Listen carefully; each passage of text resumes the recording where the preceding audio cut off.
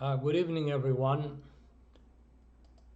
I'm very happy and honored to have the opportunity to address you this evening about a concept which is very new and dear to me and to many people in our community, and with which many of you may be familiar, and that is the concept of freshness of information, known also as age of information. It is a concept that has also two alternate facets. It's a new idea, a new concept, but it's also a metric. It's a performance index. You would like to have fresh information and minimize its age. And it's also a tool that allows you to solve other problems using the age. Before I get going, I would like to pay tribute to Mario GERLA, who has been a dear colleague and friend to many of us, and who has spent his life and career in the field of wireless networks, along with many other topics in computer science and communications and networking. He has been a dear friend to me and a colleague over the years. He has had many qualities that we treasure, not just his technical prowess and his contributions, but also a sense of humor and a vast field of interests within the technical specialty and outside of it. Mario will always be remembered. He was the founder of this conference, and it's a pity that he's not here with us today, even though we're holding it virtually and not at the beautiful location it was supposed to take place. Anyway, thank you, Mario. You will always be remembered. I will start the presentation with a discussion of data semantics. Okay, so data semantics is a new, if you will, term that's emerging within the also emerging field of data science, which is difficult to define precisely. It's a conglomeration of disciplines that have been dealing with data in computer science, in communications, in computation, and so on. And data semantics is a term that encompasses a lot of properties that data have, which are perhaps, especially to people from the communications and networking field, somewhat new. The term stems from a Greek word that you see written here, the word simasia, which itself has two different meanings. One of its meanings is just meaning, and the other is significance. That is, when we say what is the simasia of the term algebra, we may imply that we want to know what it means. What does algebra mean? What is it? Or we may imply that we want to know what is the significance, what is the purpose of studying algebra. In the context of data semantics, we use this second meaning, this second connotation of the term simasia. So when we say a semantic property, we mean a property that conveys significance. And if we go into the traditional view of communication, I think this can be exemplified more concretely. The traditional view of communication has been around for almost a century now, and it became formalized for over 70 years since the publication by Shannon of his landmark paper on the mathematical theory of communication, where the view of communication became a very mechanistic, amoral type of view, where we simply say we want to make choices at some point A, and then replicate those choices at another point B, accurately, correctly, as fast as possible with minimum delay, and as massively as possible, that is, as many such choices per unit time as possible. So we have the traditional three metrics of communication theory, which is correctness, reliability, and all those associated notions, delay and throughput. Especially delay and throughput have been dominant in the field of networking. However, what is being not addressed with this view is the notion of the value or the purpose of the communication process.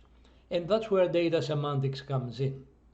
We would like to perhaps think of why we are communicating. Why do we want to replicate at point B choices that are made at point A? And why do we want to do it fast and massively and correctly? So there are many possibilities. The value of a transmission or the purpose of it could be because you would like to perform a computation at the receiving end, or you would like to implement a control action. You can think of a controller that's sitting at point B, and at point A is a sensor that makes measurements of an ongoing process and sends those measurements to point B where the controller resides, which in turn needs to transmit those messages to an actuator to implement a control action. Or you would like to have the capability at point B to predict or estimate the process that's going on at point A and it's not directly observable by you. An example of that would be the trajectory of an object, or it could be the value, the price of a stock in the stock market. So if you take that view, the criteria, the objectives, and the relevant properties can change dramatically, and this is where we get the semantic properties of data entering. So let us define it a little more formally. What is the age of information or freshness of information? I keep this slide very simple in order to not clutter it with information that's important but not crucial at this fundamental level of introducing the concept. So think of a process that's going on. Here is the transmission, the sender and the destination, right? The source and the destination. At the sender's location, a process is ongoing. It could be anything you can imagine. It could be discrete, it could be continuous, it could represent a price of a stock, it could represent position of a vehicle, and what have you. And the source takes measurements, and those measurements it wants to transmit to the destination. And it takes the measurements by sampling the process at specific instance. Here you see T sub i's and tau sub i's. The T sub i's are the sampling times and tau sub i's are the reception times. So we start at this point in time. So the abscissa here represents time, and we are plotting what we call delta of t, which is by definition the age of we call it status age, the status of the process that we are sampling. Okay, so the age of the piece of information at the receiver, that's important, right? So at the beginning of time, we have the zero, the patient zero, if you will, the sample zero. So tau sub zero is the time I received my very, very first sample that was taken at time T sub zero. So because it took time equal to tau zero minus T sub zero to reach me, how old is that sample? The value of it is right here where the pointer is, and it's equal to tau zero minus T zero.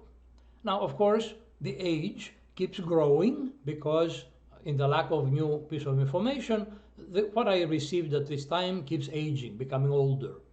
It keeps getting older until such time as I receive the next sample. The next sample is taken at time T sub 1. It takes some time to reach me. It reaches me at time tau sub 1.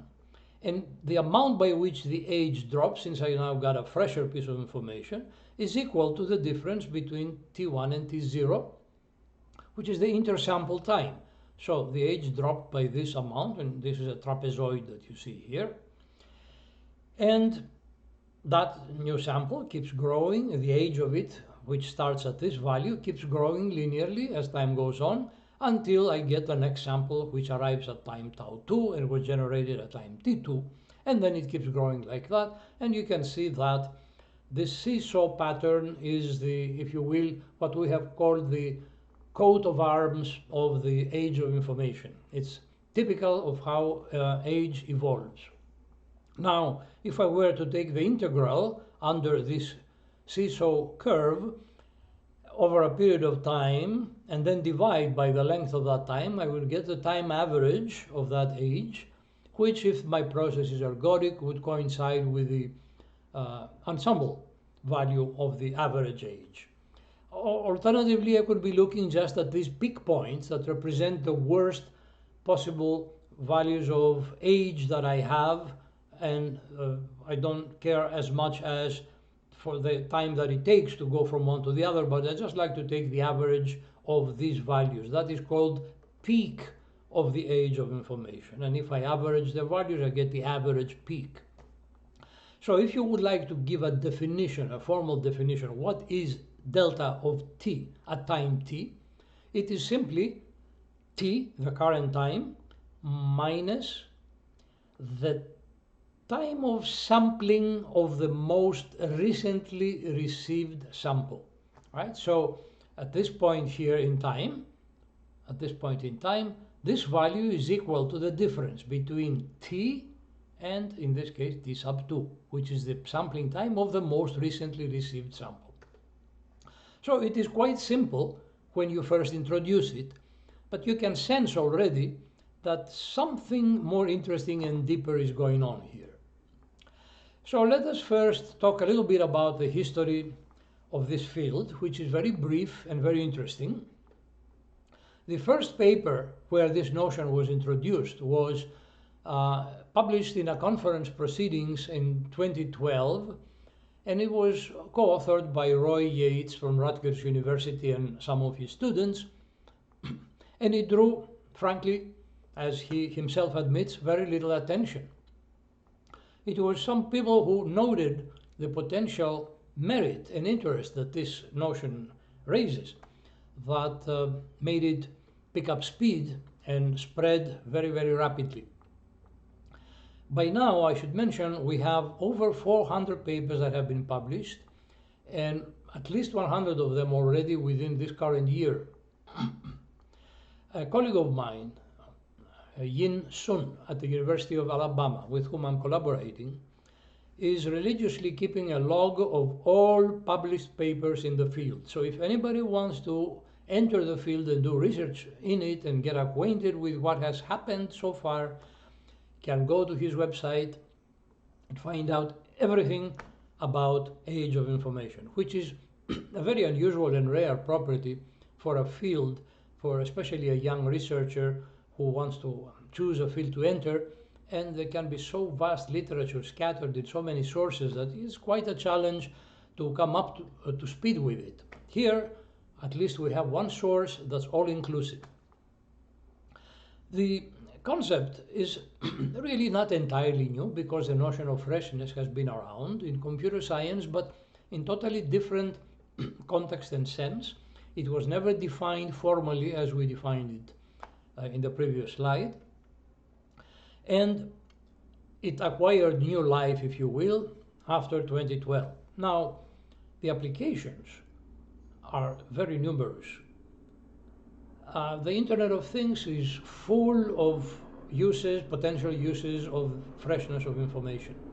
Wherever we have sensors that sample, take measurements of ongoing processes and transmit those values to a central point, maybe a controller or maybe just gathering information, you have the notion of freshness being an important component. Control systems, where a controller receives these measurements in order to take some action and in turn send messages to an actuator that will implement them. Caching is inherently connected to freshness, because obviously what you would like to make available to users at the closest point in the cloud architecture that we usually call the cloud would be fresh information. All right, you wouldn't want to store the works of Shakespeare in a cache. You would like to have the most recent position of a vehicle that's coming to close to yours. Okay, but beyond that, another important value that the concept has is the potential that it can make a contribution at the fundamental level. As you will see, already you may have sensed it, but you will see it more formally in the next slide. Information theory and signal processing are two sides of this concept that haven't been connected yet. Many people have attempted to say how Nyquist meets Shannon, right? Nyquist is associated with signal processing and sampling, and Shannon with information theory. Well, it so happens that age is inherently tied to both of those. And so here is the key issue that takes off from that observation about the potential connection, fundamental connection at the fundamental level between theoretical disciplines. Now, suppose in the picture I showed you before, you say I want fresh information, right? So I would like the taus, the reception times of my samples, to be as close to the time, the samples, the timestamps of the sampling times, of the generation of those samples. Okay, so you might say, therefore, I should sample as fast as I can. Well, sample too fast, and what happens is age will increase because you will put those samples one after the other inside a buffer, and because there is a finite bandwidth medium that you are transmitting over, the transmission won't be instantaneous. So if you keep loading with samples your buffer, there will be delay, queuing delay in the buffer, and therefore the age by the time they get received at the destination will grow. So sampling too fast is not a good idea. Sampling too slow obviously is not a good idea either, because even though the delay will be minimal, the samples will arrive very soon to the destination. What you will be suffering is, of course, the very long time between the intersample time, the time stamps of the successive samples. So you will get your sample immediately to the destination, but then will be sitting there aging and fermenting until the next one arrives. So one of the first problems that was addressed was obviously there must be an optimum rate of sampling, and let's find what it is, and that's the early contribution of Roy Yates, where he analyzed a simple model. The Q was operating like an MM1 simple system, and he found the optimal sampling rate if the sampling pattern is Poisson. But of course, the problem of optimal sampling is a little deeper than that. If you want to minimize, as we said in the previous slide, either the average age or the average peak age, either the integral under the seesaw pattern or the average value of the peaks that you encounter in the seesaw pattern, then you would like to optimize the exact choice of the sampling instance and not just the average rate. So that problem proved to be much more complicated, and of course also has been addressed quite successfully, though not yet fully and completely. Another early observation was something that became a nagging issue. Why should we have a linear growth of that penalty? Because the age is a form of a penalty function, right? The higher it is, the higher the price you pay in a sense. You have not very fresh information. Should it be growing linearly?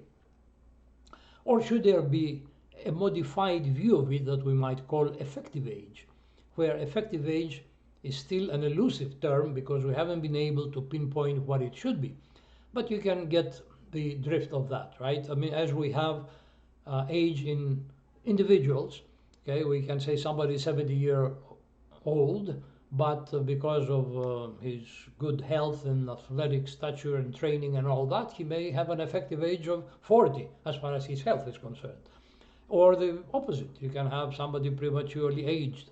So can we capture this relative nature of how age translates to lack of freshness?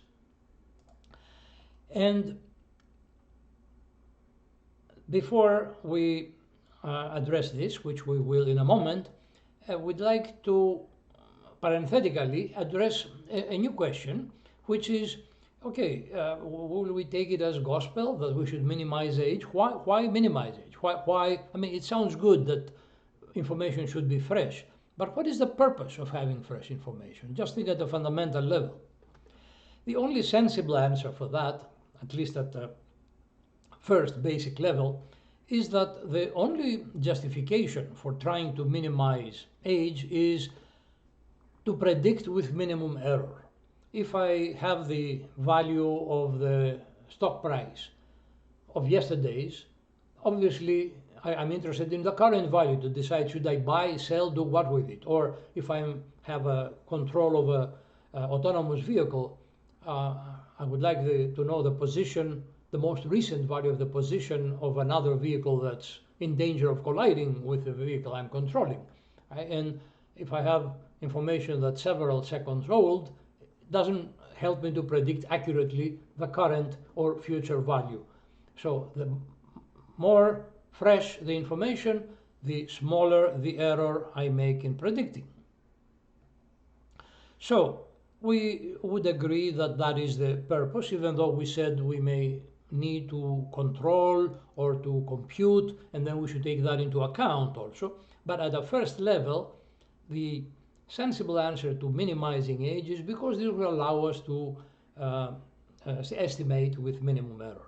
So why not try to minimize the error directly? Why go through the indirect path of age? Well,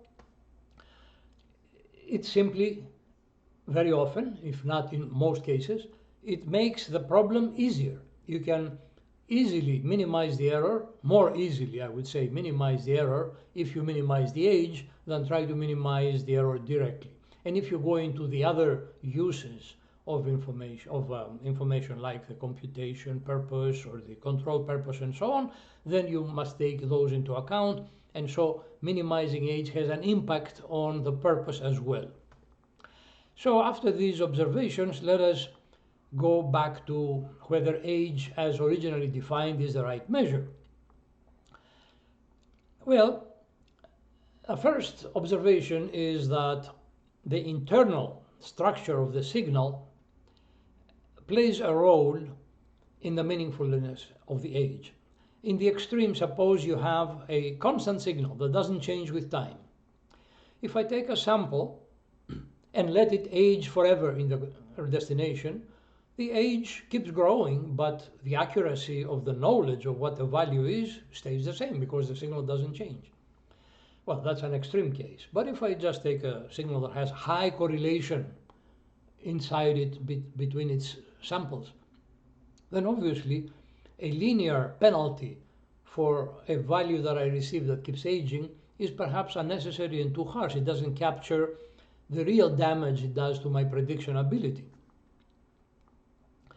So the intersample correlation, if it is high, it will have an impact on whether the age should grow linearly or not. If it is low, again, it will have a similar effect, but would lead to a different type of non-linear, if you will, penalty function. But there are other associated questions that make the age a little more opaque. So if the signal is Markovian, then of course the most recent value of it captures all the information I need to predict its future. So the fresher the samples I have, the better I'm sure will be my prediction. However, if it is not Markovian, it may very well be that older samples, but more of them, may be more useful for prediction than fewer and more recent samples. So you see, this notion of freshness is not absolutely guaranteeing minimum error. Furthermore, suppose there are errors in the transmission. Well, that obviously raises the issue of requiring to do error correction. Error correction, however, adds to processing delay, increases the potential of age, and so there is again another trade-off there. You would say, is it better to have very fresh but relatively inaccurate samples that have some errors, or is it preferable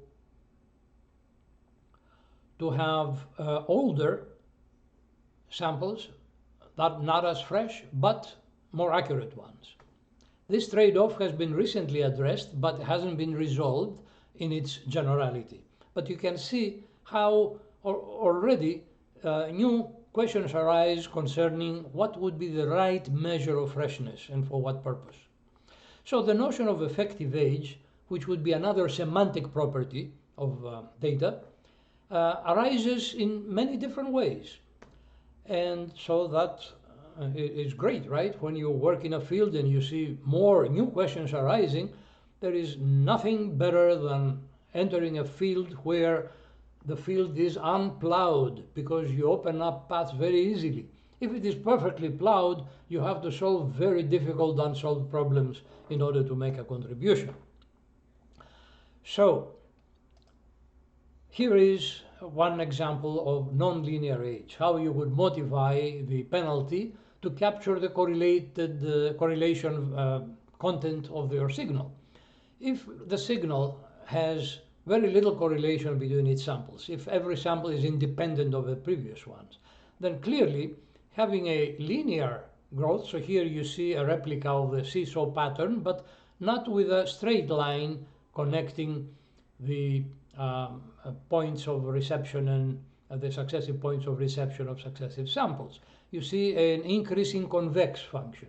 Well, that means you penalize yourself freshness-wise more if you have little correlation between the samples. Or if you have high correlation, you would choose a convex increasing pattern where the penalty isn't as harsh as linear or nonlinear convex increasing, because the penalty for the quality of your prediction becomes moderated by taking into account the internal correlation in your signal.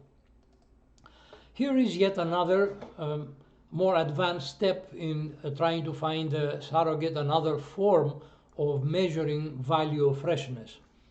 Now, the term value of information, let me make a disclaimer here, is something that's been used very much in many communities, and depending on the context, it can mean vastly different things. So here we just very, very modestly attempt to say, well, for freshness, value of freshness, we propose, and it has been proposed and analyzed actually, a different measure, which in this busy slide, please do not be bothered by the complex notation. Just look at the familiar seesaw pattern that you see, as we saw before. In this case, it shows a convex increasing pattern, but it's not crucial. The C of t is nothing else but the delta of t, the age, or the penalty function, the cost function, which obviously is not a linear age as initially defined, and the abscissa is again time. Now, the only things that matter in this view graph are the di's and the di primes. There's only one di prime shown here. What are they? The di's are the sizes of the drops in the value of the penalty function, which decreases it by the amount of drop that results from the reception of a more recent sample. And it's not actually the exact time, it's not a trapezoid anymore, because you could have a different function here that measures the importance or the value of the intersample time. So, but let's not get into that, but the penalty drops by an amount that we call d sub I, d1, d2, d3, and then dn. What is dn prime? It is the actual value of the cost function at the time of the drop. So the ratio d sub I over d sub I prime is the measure of the value.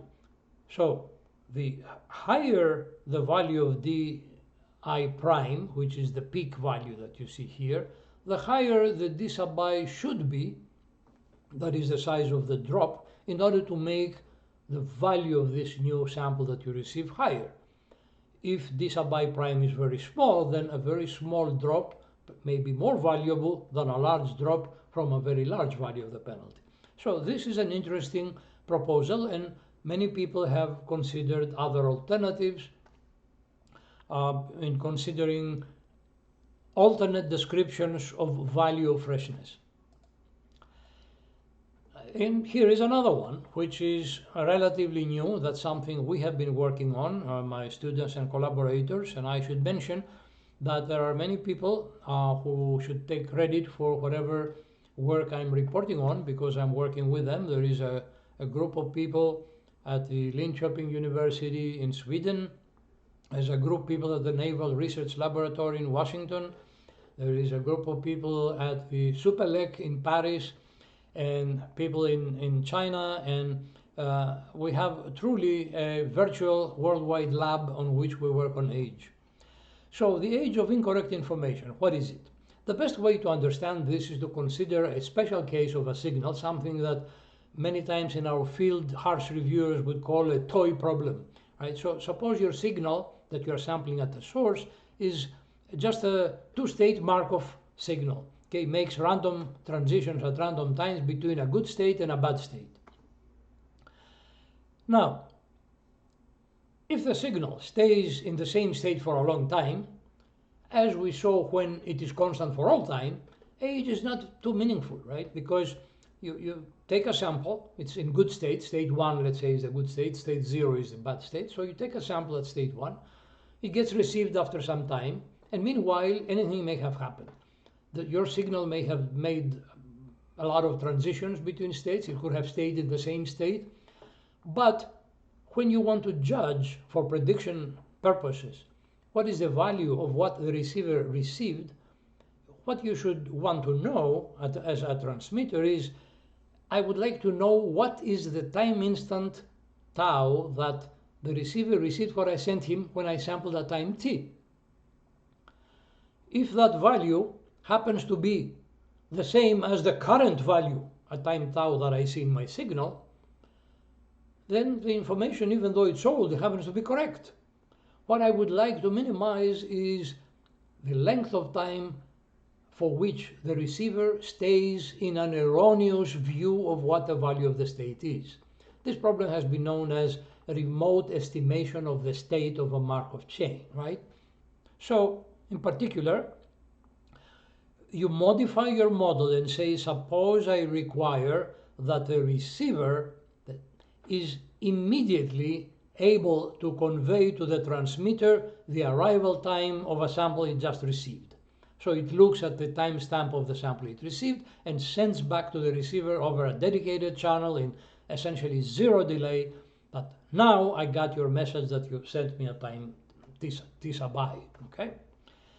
Then the sender will be able to assess whether that value that right now that I got the reception from the receiver thinks the signal is in, is it the same with the one I'm observing or not? That should guide me in deciding whether to get another sample and send to that receiver or not. It's not as simple as saying, if it is correct, let me not sample, or if it is not correct, let me go ahead and sample. Because again, it will take time and the signal may make transitions between the time you sample and the time the sample is received. This problem, to find what is therefore the best sampling pattern by extending the problem we mentioned, has been analyzed and considers sampling to minimize average age. If we want to minimize average age of incorrect information, for how long has the information been incorrect, it's not easy at all to find the best sampling pattern, but it's a problem that's being investigated actively and progress is being made. Now, there are some interesting questions that arise from the introduction of this new semantic property, the one that we called age of incorrect information, which is, again, fascinating. And I should say something here that applies also to age. Let me open a parenthesis. Many people who have worked on age have confused age and delay.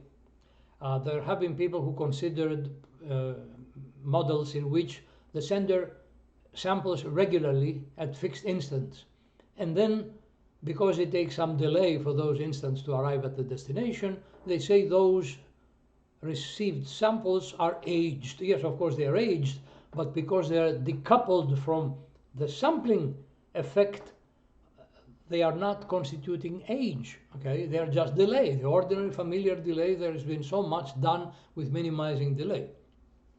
So when you go to the age of incorrect information, it becomes even more complex, and the connection between sampling and correlation properties of the signal become crucial. So you're entering a deeper water when you raise the ante by making your the semantic property a little more sophisticated than the original one. So the two questions that you see here are, number one, the one I just mentioned, when to sample, not just rate of sampling, but sampling instance, to minimize the age of incorrect information now. And then how to extend that concept to non-discrete signals, because we said that was a toy problem, right? So if I have just two states, that's a very, although we do have modulated signals with on-off modulation that look like this constant, stepwise constant process. Now, how do you generalize that? One generalization, which has an impact on the second question that I will discuss in a moment, is to have not just two states, but still discrete, but multiple states, n, 10, 100. So then, when you are in a given state, the likelihood that when that sample you send is received coincides with the one you are at that time becomes much lower, right? And so the errors are more frequent. But now there are two ways of measuring the effect of errors. Is it, let's say you have 10 states. Is the error of being in state 2 as significant when you're truly in state 1 as being in state 10? Maybe in a certain model where the states are distinguished not in terms of being associated with any numerical value, but simply they're state good, bad, medium, or no, medium would be bad because it gives a linear scale, but say it's a blue, green, red, and yellow, right? Whether you are green or red while you are yellow, when the receiver thinks it's red or green while the true value is yellow, is equally wrong, let's say.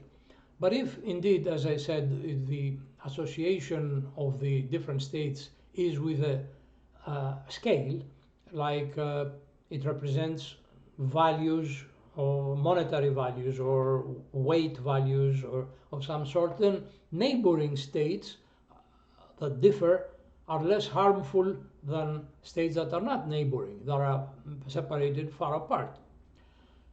So both of these directions are being investigated, and people try to resolve how they should be answered. Now, moving to the next question, which has to do with non-discrete signals. Well, you can see that if you have a continuously varying signal, the chance that when that value you sample gets received at the receiver happens to coincide with the value you are at this time of reception is almost zero, right? The chance is, so you will briefly maybe cross it and then keep going if you are truly continuous and make jumps. So what you should do then? Well, let's see what are the alternatives that we can have. The first question,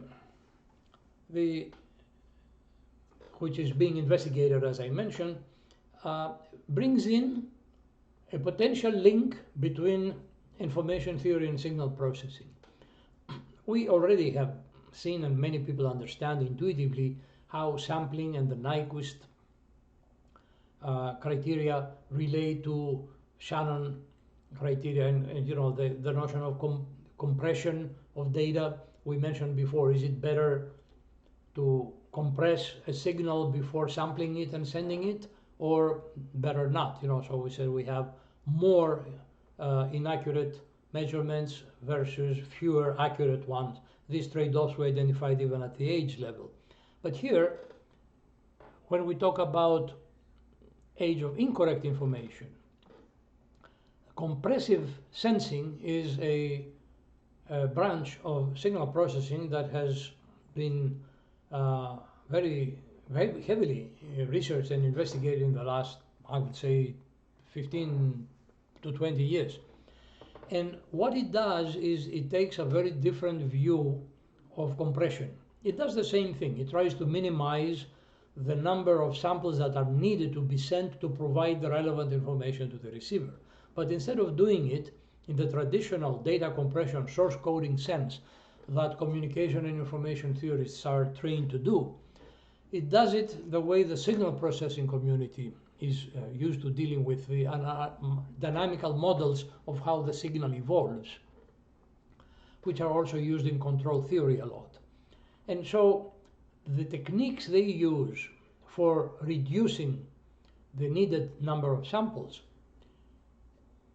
we have identified recently the possibility of helping us to connect information theory and the notion of compression and the signal processing techniques that are used in this form of compression. So compressive sensing, for those who are familiar with it, holds promise for minimizing age of incorrect information and thereby finding deeper connections between information theory and signal processing. But what about the other question of the continuously varying signal?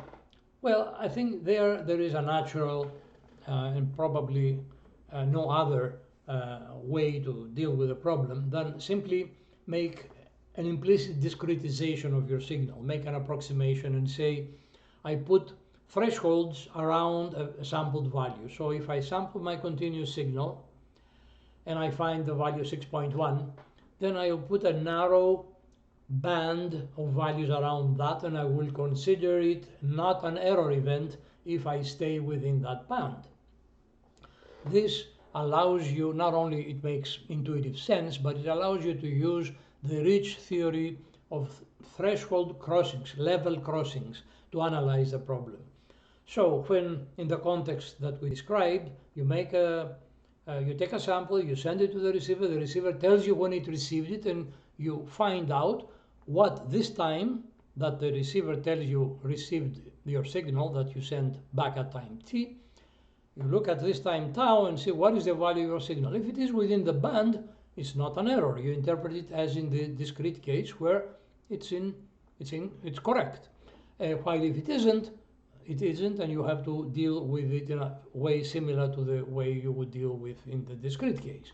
And again, in the continuous case, obviously, errors between neighboring bands are different than errors between bands that are far apart. So this is just a very, very quick summary of what this semantic property of age of incorrect information, what's the status of it. It's only a couple of years old, so I gave a very, very quick view, if you will, of where the field started 8 years ago. And for the first half of that period, people were in the learning phase where they were mostly dealing with the simpler basic problems I outlined earlier. And only recently they have started expanding very rapidly in all directions. And so that brings me to the end of my talk, and I would like to conclude by summarizing what I think is important and what is the takeaway value of this introduction. First of all, I realize that for perhaps a good number of you, this may be a familiar topic. I would guess that there are quite a few members in our audience who are not that familiar, or maybe are not familiar at all with the concept. So I have to say, the important thing to take away from that is, first of all, that this is a good research area, all right? It has a lot of solvable and also challenging unsolved problems to work on. But what are the key new ideas involved in it? One is that it throws you into a big, broader field, that of semantic properties of data. This is important not to forget.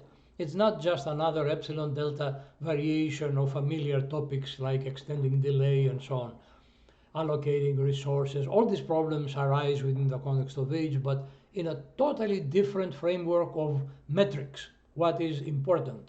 So we are in the domain of semantic properties, quite different from the familiar ones of delay, throughput, accuracy. In that sense, the second bullet is that as far as communication process is concerned, it marks a radical departure from the conventional view. This, in fact, I would give credit to David Tse, who started as an information theorist. David Tse is now at Stanford University, and he, in a Shannon lecture he gave a couple of years ago, he made a very important observation that the value, the purpose of communication enlarges the scope of the communication process. So departing from the traditional view of simply amorally and mechanistically replicating choices at remote ends just for the purpose of replicating them accurately, fast, and massively is limited. So you depart from that and you say, well, why am I doing that? There must be a purpose. And depending on what the purpose is, the viewpoint changes fundamentally. I didn't have the time to go into control applications and show you how these thoughts translate into this enlarged view of the value of the communication process.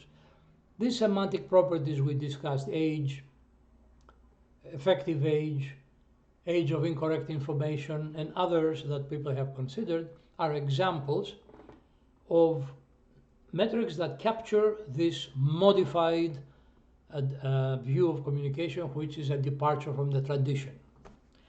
And finally, for those who are more theoretically inclined, I would say the last bullet is very important, because we're not talking here about just another toy to play with, that we have something different that we want to minimize and we can get results and publish them and maybe even use them in applications, which in its own right is a very valuable consequence.